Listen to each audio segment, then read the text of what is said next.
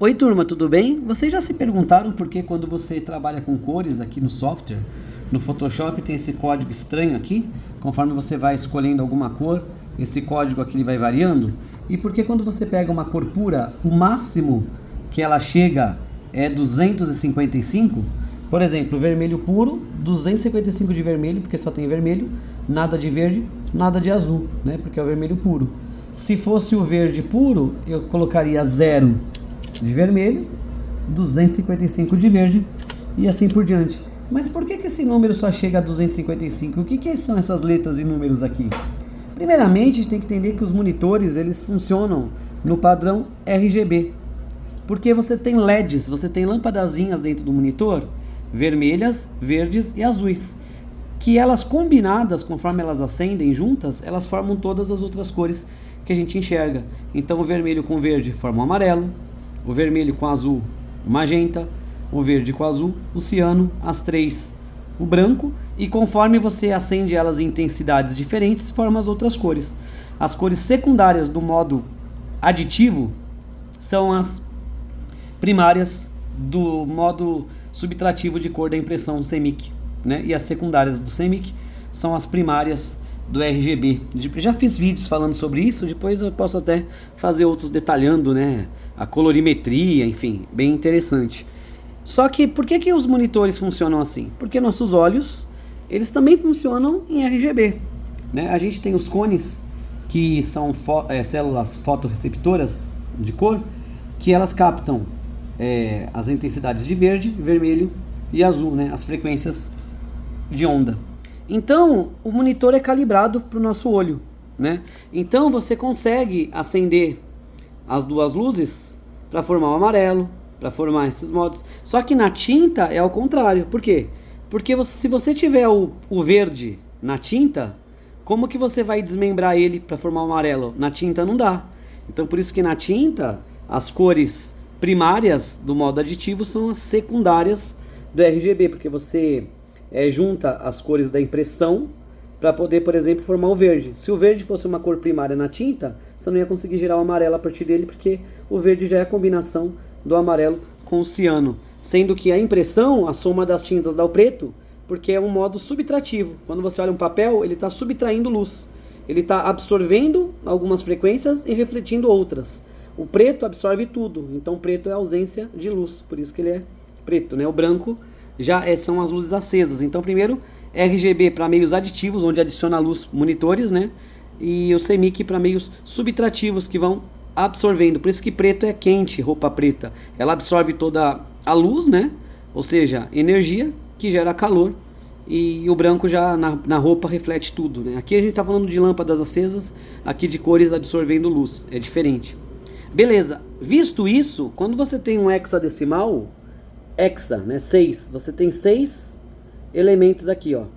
Cada um deles vai representar uma das cores, o vermelho, o verde e o azul. Então, se eu zerar tudo, eu tenho o preto. Se eu zerar os 6, eu tenho preto. Ou seja, nada de verde, nada de vermelho, nada de azul. Se eu ligar todos, eu tenho o branco, que é a soma de tudo, o máximo de vermelho, de verde e de azul. Se eu desligar só o azul, ó, 0, 0, eu tenho tudo de vermelho e verde ligado e nada de azul, ó. Então eu vou ter um amarelo, né? Que é aquela questão das combinações de luz. Mas por que 255? Porque o computador ele funciona com bits e bytes. Primeiramente, que o nosso computador ele lê as coisas em binário, né? Que são os zeros e uns. A menor unidade de informação é o bit. O bit ele pode ser 0 ou 1. Só que o computador não lê só um bit. Ele precisa ler um grupo de informações, um conjunto de informações que é o byte. Então, um byte é a sequência de 8 bits. São as combinações de zeros e uns que formam elementos, né? Formam códigos, codificações diferentes. Então, se você pegar, por exemplo, as tabelas de caractere, quando você tem a letra A digitada, você tem 1, 0, 0, 0, 0, 0, 1. Então, você tem 8 bits que formam um byte, que é o caractere A. Então, essa combinação de 0 e 1 é o A, essa é o B, nas tabelas ASCII, né, que a gente tem aqui as tabelas. Isso serve tanto para números como para caracteres. Porém, como eu falei então, 1 byte são 8 bits. Sendo assim, quando você tem 1 bit, a gente usa sempre na base 2, porque é binário, 1 bit, 2 elevado a 1. Então, quando você leva 2 a 1, é igual a 2. O que significa um bit, né, quando você transforma lá os decimais, C2? Que você tem duas possibilidades. Um bit pode ser 1 ou 0. Duas possibilidades, ele pode ser 1 ou pode ser 0. Por isso que duas. Então, quando você tem um bit de informação, né, que é um quadradinho, aquele quadradinho pode ser 0 ou 1. Né? Você só tem um quadradinho isolado ali no nosso esquema aqui, ó. Você só tem um. Ele pode ser 0 ou 1. São duas possibilidades. Agora, quando você tem 2 bits, como que você faria isso no decimal, né? Você pega os dois, a base 2, todos têm a base 2, e aqui em cima o expoente é a quantidade de bits. Então, 2 elevado a 2, 4. Quer dizer que quando você tem um bit, 1, aqui ó, expoente 1, dá o próprio 2, duas possibilidades. Ele pode ser 1 ou 0. Quando você eleva a 2, você tem 4 possibilidades. Pode ser um bit 0 e o outro 1. O primeiro pode ser 1, o outro 0. O outro pode ser 1 e o outro 1. O outro pode ser 0, outro 0. Então aqui os primeiros bits e aqui o segundo. Você tem 2, né? Então pode ser isso aqui, 0 e 1. Pode ser 1 e 0. Pode ser 1 e 1. Pode ser 0 e 0. Então por isso que a gente coloca a base 2 e eleva 4. E assim por diante. Aí quando você forma um byte, que são 8 bits, a base é 2, porque é o binário, só que agora é elevado a 8. Isso dá 256. Ou seja, se você tem 8 bits, ou seja, 1 byte, você tem 256 possibilidades de combinação de zeros e uns, né? Que é 256 que vai do 0 ao 255, porque o 0 conta como a primeira, né? Então é por isso que o máximo da cor aqui é 255, porque ela está dentro das 256 possibilidades, sendo que 0 é uma e 255 é a máxima, né? Então você tem 255 mais o 0, 256. E aí conforme você vai variando esse número, você vai diminuindo a intensidade da cor e vai gerando aqui o hexadecimal. O hexadecimal são 16 elementos que vão representar. Só que aí já é a base hexadecimal, né?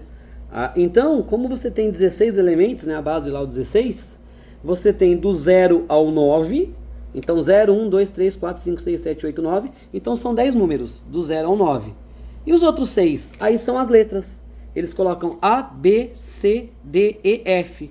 Então esses hexadecimais usam números do 0 ao 9 e letras do A ao F. Sendo que o A corresponde a 10, porque, veja bem, do 0 ao 9. 0, 1, 2, 3, 4, 5, 6, 7, 8, 9. Acabaram os números, mas ainda preciso de 6.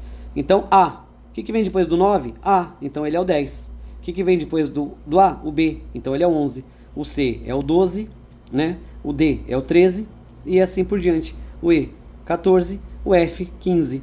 Para você poder fazer os cálculos depois de conversão de hexadecimal para decimal, né?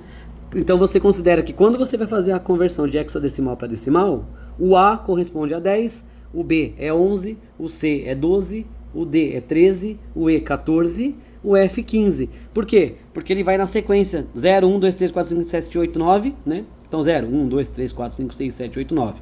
A, B, C, D, E, F. Então 0, 1, 2, 3, 4, 5, 6, 7, 8, 9. 10, que é o A. 11, que é o B. 12, que é o C. 13, que é o D. 14, que é o E. 15, que é o F. 16 símbolos, né, que formam as combinações. Então quer dizer que aqui, quando você está 255, é que você pode ter 1 byte de cor, né, que dá toda essa gama de possibilidades cromáticas que a gente tem aqui, né? E tem muitas coisas para falar de cor, de matiz, saturação, as 3 dimensões de cor, psicologia de cor, que como o cirurgião ele sempre vê corpos abertos, então ele fica desgastando o cone responsável pela fotorrecepção do vermelho. A sala de cirurgia é verde ou azul para ele descansar os outros cones quando ele não olha corpos. Tem várias curiosidades aí que a gente pode tratar e eu já tratei aqui em alguns vídeos de cores. Então é isso, espero que tenha sanado as dúvidas. Até a próxima.